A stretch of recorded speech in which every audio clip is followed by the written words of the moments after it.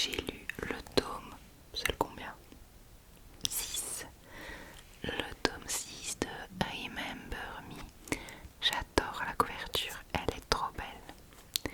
J'espérais qu'il fasse encore comme l'année passée à la Japan Expo. C'était le tome 3 je pense. Mais ils avaient fait aussi un jaspage, ce qui est assez rare pour des mangas. Il était trop beau, mais ils n'ont pas fait cette année. Mais la couverture reste très très jolie comme tu peux le voir. Tac tac tac, avec la scène du bal et la magnifique robe d'Oriana, j'adore. C'était un tome très très chouette qui m'a bien fait rire, je l'ai vraiment trouvé très drôle. Je l'ai acheté le dimanche de la Japan Expo Paris et je l'ai lu directement dans la voiture sur le chemin du retour. J'aime toujours énormément cette lecture, elle est drôle, elle est mignonne et parfois un peu triste. J'avoue que le tome précédent j'avais pleuré. Et il y a une histoire avec des personnages secondaires, je suis trop triste et je me demande comment ça va évoluer. Mais en tout cas, j'aime toujours énormément et je les dévore dès qu'ils sortent à chaque fois.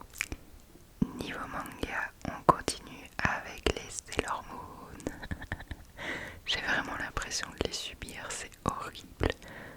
Je le dis à chaque fois, mais j'avais tellement envie de les aimer de tout mon cœur et je les lis très lentement. Donc j'ai lu les tomes 6, 7 et 8. Là je suis en train de lire le tome 9 et puis il me restera le 10e et dernier tome. On y est presque. Je te montre quand même les couvertures, mais du coup sur le tome 6 on a Sailor. Attends, c'est pas Saturne, c'est pas Pluton, donc c'est Uranus et Jupiter. Non, pas Jupiter. Oh, je sais plus. Uranus. Oh, je sais plus. Uranus et Neptune. J'ai été trichée, ça voulait pas revenir. Donc c'est l'or Uranus et c'est l'or Neptune. Très jolie couverture. Sur le tome 7, on a du coup c'est l'or Pluton et c'est l'or Saturne.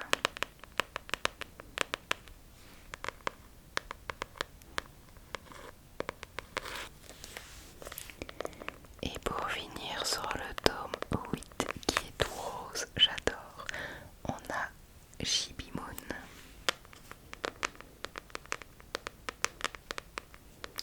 Et tiens, j'ai refait mes ongles donc j'en profite pour te les montrer vu qu'ils sont assortis. Un petit côté tartan comme ça, rose, et des petites fraises de l'autre côté parce que j'adore les petites fraises sur un fond Vichy. Bref, du coup on avance dans l'histoire. On a laissé l'ordre principal.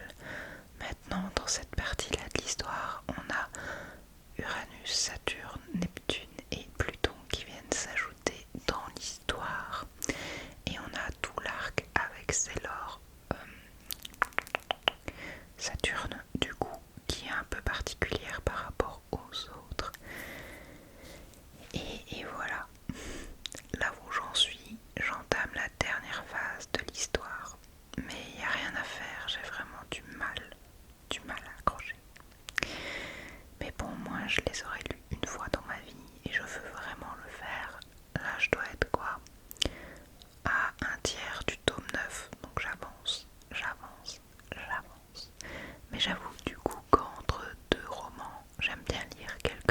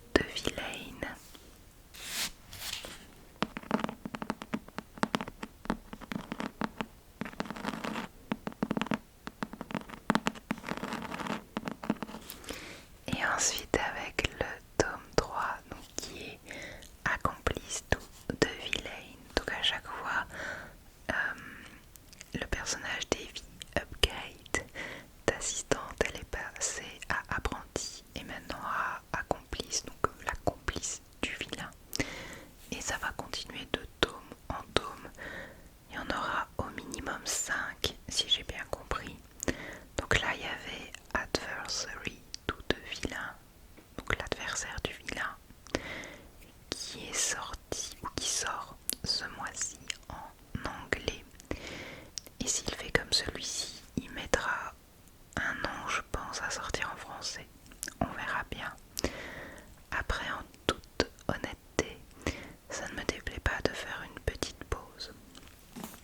J'avoue qu'après le tome 1, j'étais hyper emballée par cette série.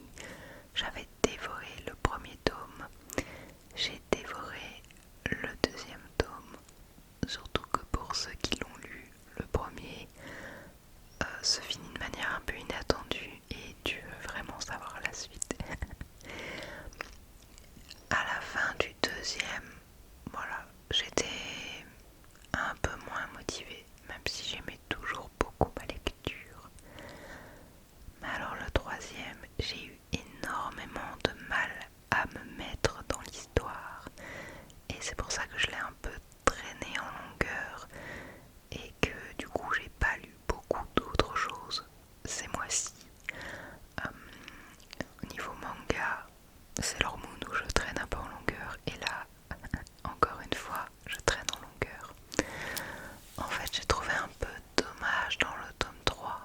Après, c'est mon avis, hein. Je sais que certaines personnes, pour eux, c'est leur tome préféré. Pour moi, j'ai trouvé dommage, c'est qu'il y a il y a une trame de fond générale avec une quête et une prophétie à accomplir. Et je trouve que on avance très peu dans cette quête, dans ce tome-ci. Donc en fait, on a un élément qu'on essaye d'accomplir qui va être le gros point de cette histoire. Mais comment dire, à la fin du livre on va avoir pas mal de révélations et là j'avoue que ça rebooste et que ça me donne quand même envie de lire le suivant. Mais on a il y a un des personnages qui va pas très bien et je trouve que les héros traînent pour le sauver. Ils veulent le sauver mais ils prennent bien leur temps avant de se rendre compte que un de leurs meilleurs amis va pas bien et avant de se lancer vraiment dans le sauvetage de celui-ci. Et je trouve ça un peu lent. Ce tome s'est beaucoup concentré sur les relations entre les personnages, dont des personnages secondaires. Alors il y a un couple entre guillemets, parce qu'ils sont pas... Ah, il fait pas la mise au point sur moi. Hop. Donc il y a deux personnages qui s'apprécient mutuellement, qui sont assez mignons et maladroits dans leur manière de communiquer. Je les aime beaucoup. J'ai pas envie de te spoiler trop, donc je te donne pas forcément les noms. Mais un deuxième duo, on va dire, qui pour moi aurait pu juste rester amis et devenir de bons amis. En fait, j'aurais trouvé ça assez pertinent et chouette. Et là, il y a une romance qui a amené, qui je trouve n'était pas nécessaire. Et ça aurait été peut-être même mieux en amitié pour changer un petit peu et ne pas faire que des histoires d'amour sorties de nulle part dans ce cas-là. Et alors, le lien entre le vilain et Evie, j'ai un peu plus de mal dans ce tome-ci, c'est-à-dire que au début de ce tome, suite à certaines révélations, le vilain fait tout pour mettre une distance entre lui et Evie.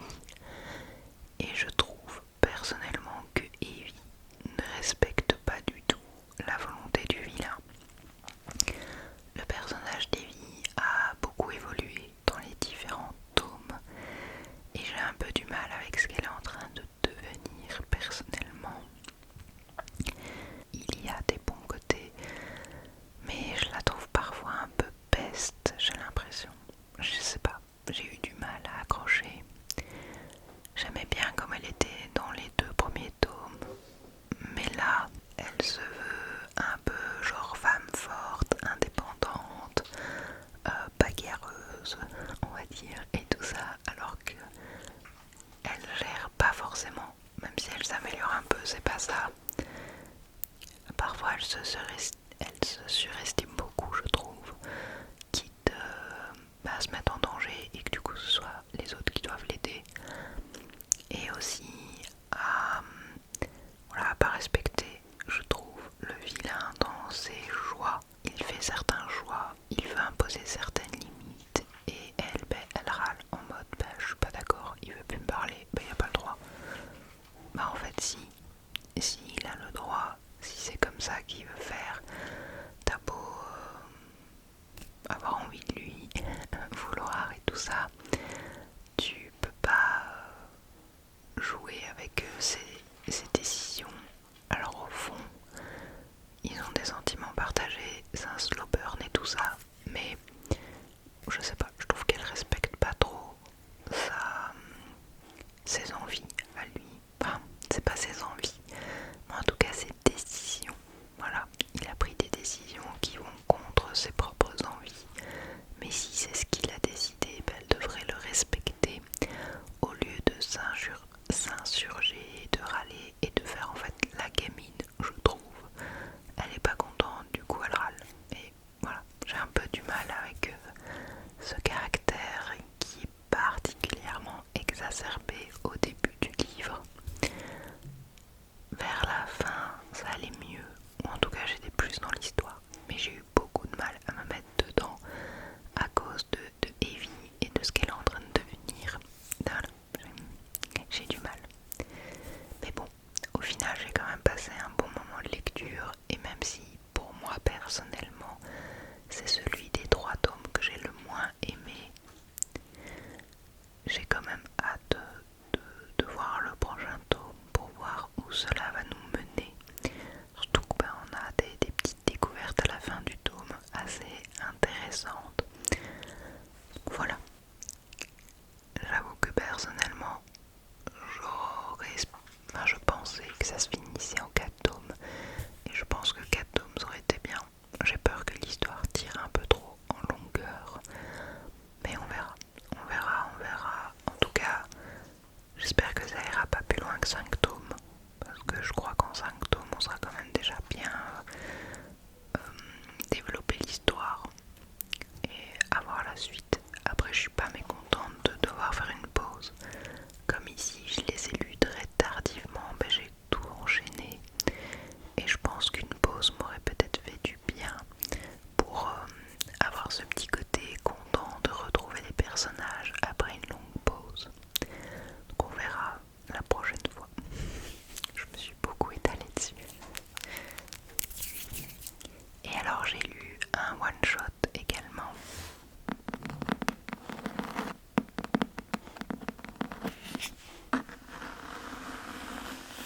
Il s'agit de Welcome to the Fae Café avec un jaspage qui fait très automne. Très beau.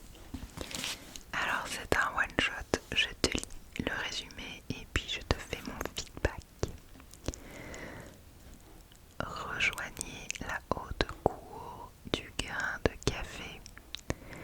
Nos assassins faillis, aussi redoutables que séduisants, sont prêts à poignarder vos ennemis et à vous servir un délicieux latte si vous leur faites signe.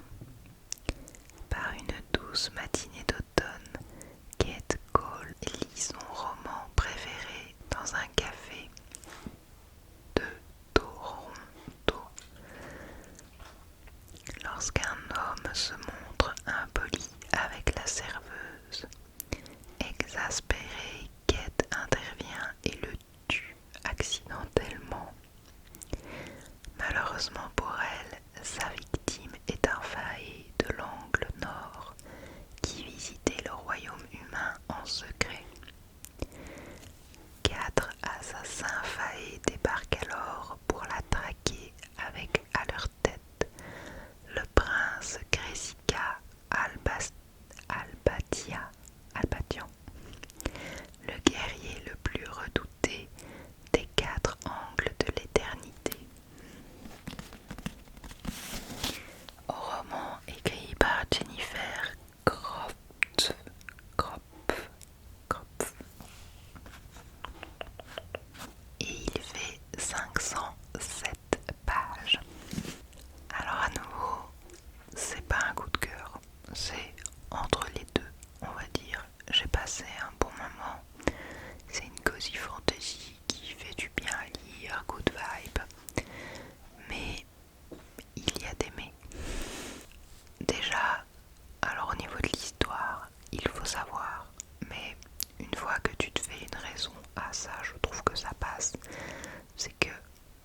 avoir été un peu tiré par les cheveux, on va dire. Donc Kate va tuer totalement par accident un assassin hyper badass du royaume des failles, ce qui est déjà improbable, et elle va être poursuivie par d'autres assassins pour venger la mort du premier. C'est un peu lunaire, mais voilà, je trouve qu'une fois qu'on passe outre cela, ça reste quand même marrant.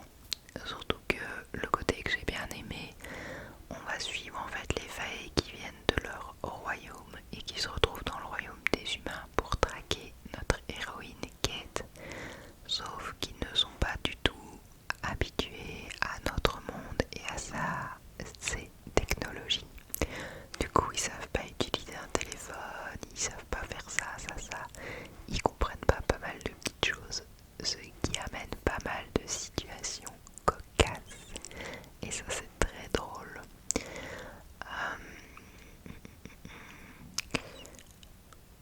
Par rapport à Kat aussi, pour eux, c'est une assassin qui est hyper entraînée et qui a été entraînée, donc, qui a été engagée pour tuer des failles. Du coup, à chaque fois qu'elle fait un truc, ils se disent oh là là, c'est certainement une technique secrète et tout, elle sait absolument ce qu'elle fait, alors que pas du tout. Et du coup, c'est assez marrant et ça amène à pas mal de situations assez cocasses. Par contre, j'ai eu du mal avec les relations entre les personnages. C'est-à-dire que j'ai beaucoup aimé la relation entre Kate et les trois assassins qui accompagnent le prince. C'était très drôle, good vibe, et au final on s'est trouvé dans un fond family auquel j'aurais pas pensé et j'ai vraiment bien aimé.